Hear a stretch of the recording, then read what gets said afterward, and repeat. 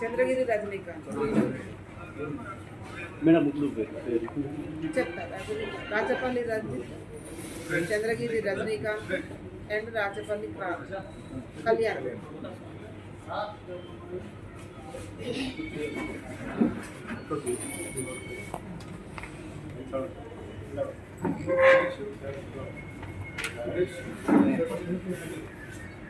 రంజిత్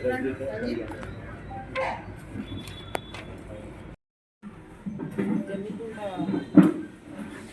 మండలంలోని Saidabad cross road దగ్గర వీళ్ళని అరెస్ట్ చేశారు.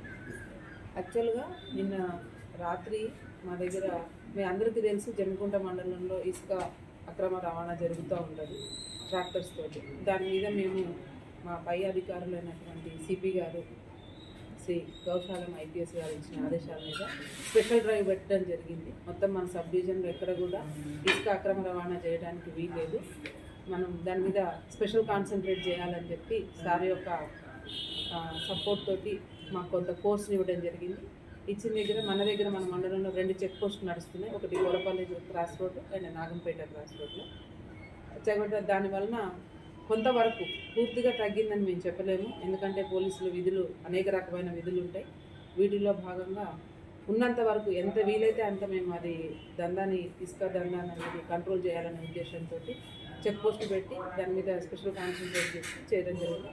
అయితే కోరపల్లిలో ముఖ్యంగా జమ్మికుంటలో ఉన్న 4-5 గ్రామాలు ఉంటాయి. మీ అందరికీ తెలుసు. మానేర్ రివర్తో ఉన్నాయి. ఎక్కడి నుంచి అయితే కోరపల్లి, ఆ తర్వాత విలాసాగర్, తర్వాత షమ్మున్పల్లి, ఆ పైన వావిలాల, తనుగుల, ఈ గ్రామాల నుంచి ఇసుక అక్రమ రవాణా జరుగుతూ ఉంటుంది. మెయిన్ విలాసాగర్ అనే గ్రామంలో ఇది ఒక ప్రవృత్తి కాదు, ఒక వృత్తిగా పెట్టుకొని చాలామంది ట్రాక్టర్ కొనుక్కోవడం, దాని మీద ఈ దందా చేసుకుంటూ బతకడం అనేది చేస్తున్నారు. చాలాసార్లు మేము గ్రామంలో వెళ్ళి వాళ్ళకి కౌన్సిలింగ్స్ కూడా చేయడం జరుగుతుంది. యువత దీనివలన గవర్నమెంట్కి రెవెన్యూ పోవడమే కాకుండా ఆ గ్రామంలోని పిల్లలు ఎవరు కూడా చదవకుండా ఈజీ మనీ ఎర్నింగ్కి అలవాటు పడి వారి యొక్క బంగారు భవిష్యత్తుని నాశనం చేసుకుంటున్నాను. పేరెంట్స్ కూడా మేము కౌన్సిలింగ్ చేయడం జరుగుతుంది.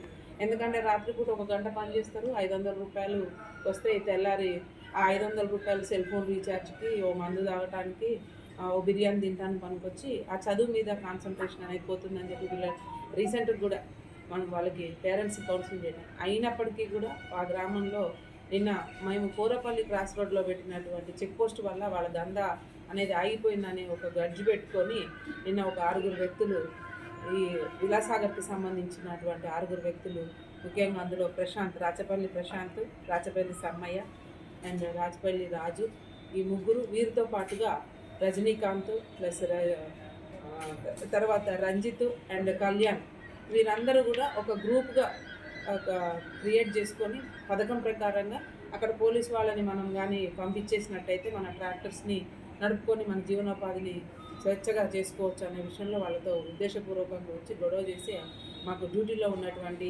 శ్రావణ్ అండ్ మన దేవేందర్ అనే 2 సిబ్బంది మీద వాళ్ళు చేసుకొని వాళ్ళ డ్యూటీకి విధులకు ఆటంకం కలిగించారు. ఈ విషయం తెలుసుకొని వాళ్ళు వెంటనే మా అధికారులకు సమాచారం ఇస్తే మా ఎస్ఐ రమేష్ గారు కూడా ఇమీడియట్గా అక్కడికి వెళ్ళడం జరిగింది.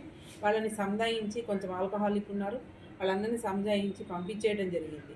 రేపొద్దున చూద్దామని కేసు రిజిస్టర్ చేయడం జరిగింది. నిన్న రాత్రి at about 10:30 PM ఇది జరిగింది. ఆ తర్వాత మళ్ళీ వీళ్ళు ఏం చేశారంటే, ఈ గొడవ జరుగుతున్నప్పుడు జమ్మికుంట నుంచి వెంకటేశ్వరపల్లికి వెళ్తున్నటువంటి దొగ్గల రాజు గారు ఎవరైతే ఉంటారో, ఇక్కడ గొడవ జరుగుతుంది, పోలీసు ఉన్నారు, తర్వాత సివిలియన్స్ ఉన్నారు, ఎందుకు గొడవ జరుగుతుందని ఆయన వృత్తి అనేది కెమెరామ్యాన్ ప్లస్ ఫోటోగ్రాఫర్. ఆయన ఏం చేస్తారంటే క్యాజువల్గా వీడియో తీయడం జరిగింది. వీడియో తీయడం జరిగితే ఈ 6 ఎవరైతే వ్యక్తులు ఉన్నారో అతన్ని గుర్తుపెట్టుకొని ఇక్కడ మేము సంధాయించి పంపించేసిన తర్వాత అక్కడ గుర్తుపెట్టుకొని వాళ్ళు వెంకటేశ్వరపల్లిలో కాపు కాచి ఆయన రాత్రి 10-11 గంటల సమయంలో ఆయన సొంత పని మీద బయట కిరాణా షాప్ దగ్గరికి ఎక్కడికో వెళ్తుంటే అడ్డగించి గ్రామ పంచాయతీ దగ్గర ఆయనని కొట్టి ఆయన యొక్క బండిని గుంజుకోవడం జరిగింది. 6 వ్యక్తులు కూడా. అంటే మాది మీరు వీడియో తీసి ఎవరికి చెప్తావు అని చెప్పేసి దాని మీద ఒకటి డెకాయిటీ కేసు పెట్టడం జరిగింది. దానికి గాను ఈరోజు మార్నింగ్ సైదాపూర్ క్రాస్ రోడ్లో వీళ్ళని కూడా ముగ్గురిని మేము కస్టడీకి తీసుకోవడం జరిగింది. ఈ కస్టడీకి తీసుకున్న A1 రాచపల్లి ప్రశాంత్, ఇతని మీద పరిశీలించినట్టయితే ప్రీవియస్ హిస్టరీ పరిశీలిస్తే 8 కేసులు ఉన్నాయి. అందులో 8 కేసుల్లో కూడా 4 కేసులు ఇసుక అక్రమ రవాణా కేసులలో అదే నిందితుడితోను, అట్లాగే భూమి విషయంలో వాళ్ళకి నైబర్ ల్యాండ్ వాళ్ళతోటి పాలతోటి కొట్లాట పెట్టుకొని పారతో కొడితే ఆయనకి పక్కటెముకలు ఇరుగుతాయి, అదొక కేసు జరిగింది. అట్లాగే ఇంకొక 324, అట్లాగే మహిళల్ని వెంటబడి ఆమెకి భంగం కలిగించినట్టు ఒక దరఖాస్తు, ఒక 354D కేసు ఉంది. అదేవిధంగా ఇంతకు ముందు కూడా పోలీస్ ఆఫీసర్స్ మీద తిరగబడ్డ కేసులో కూడా ఇతని మీద నిందితుడుగా ఉన్నాడు. మొత్తం 8 కేసులు ప్లస్ ఈ 2 కేసులు కూడా 10 కేసులు ఈ ప్రశాంత్ గారి మీద ఉన్నాయి. అట్లాగే ఇప్పుడైతే మేము కస్టడీలో తీసుకున్నటువంటి సమ్మయ్య గారి మీద చూస్తే అతని మీద కూడా 7 క్రిమినల్ కేసెస్, ప్రీవియస్ కేసెస్ 7 ఉన్నాయి. అందులో ముఖ్యంగా అన్నీ కూడా ఇసుక అక్రమ రవాణా కేసులు ఉన్నాయి. అదేవిధంగా మేము ఇప్పుడు కస్టడీలో తీసుకున్నటువంటి రాజు మీద చూసినట్టయితే రాజు మీద కూడా ఒక 7 కేసెస్ ఇదే ఇసుక అక్రమ రవాణా కేసులు ఉన్నాయి. ఇది అట్లాగే అదర్స్ ఎవరైతే పారిపోయిన వాళ్ళు ఉన్నారో వాళ్ళకు కూడా ఇట్లాగే క్రిమినల్ కేసెస్లో ఉన్నాయి. ఇంకా వీళ్ళని క్రిమినల్ హిస్టరీ చూసిన తర్వాత మేము వీళ్ళందరి మీద కూడా రౌడీ షీట్ ఓపెన్ చేయడం జరుగుతుంది. ఇంతకుముందు కూడా విలాసాగర్లో మేము ఛార్జ్ తీసుకున్నాక లాస్ట్ 1 ఇయర్లో ఒక 20 దాకా సస్పెక్ట్ షీట్స్ని ఓపెన్ చేసినాం. అంటే ఇదే ఇసుక రవాణా ఉన్నదానితో వాళ్ళ మీద క్లోజ్ వాచ్ పెట్టడం జరిగింది. అదేవిధంగా ఒక 2 రౌడీ షీట్స్ కూడా ఓపెన్ చేయడం జరిగింది. సో వీళ్ళందరికీ కూడా ఈ మన పత్రికా ముఖంగా ఈ ఇసుక దందా చేసే వాళ్ళందరికీ కూడా మేము వార్నింగ్ ఇవ్వడం జరుగుతుంది. ఎవరైనా కానీ ఇట్లాంటి దందాన్ని బంద్ చేసుకోకుండా ఇదే విధంగా అక్రమ రవాణా చేసినట్టయితే వాళ్ళ మీద క్రిమినల్ కేసులు పెడుతూ history sheets, rowdy sheets, suspect sheets open చేస్తాం. వారికి ఉన్న ప్రీవియస్ హిస్టరీ ప్రకారంగా, కేసెస్లో ఇన్వాల్వ్మెంట్ ఉన్న ప్రకారంగా, చట్ట ప్రకారంగా వాళ్ళ మీద షీట్స్ ఓపెన్ చేస్తాం.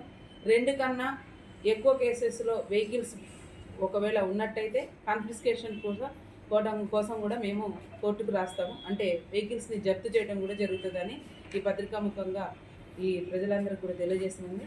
కాబట్టి వాళ్ళెవరు కూడా ఇసుక అక్రమ రవాణా మానేసుకోవాలని కోరుతున్నాం. థ్యాంక్ యూ అన్న.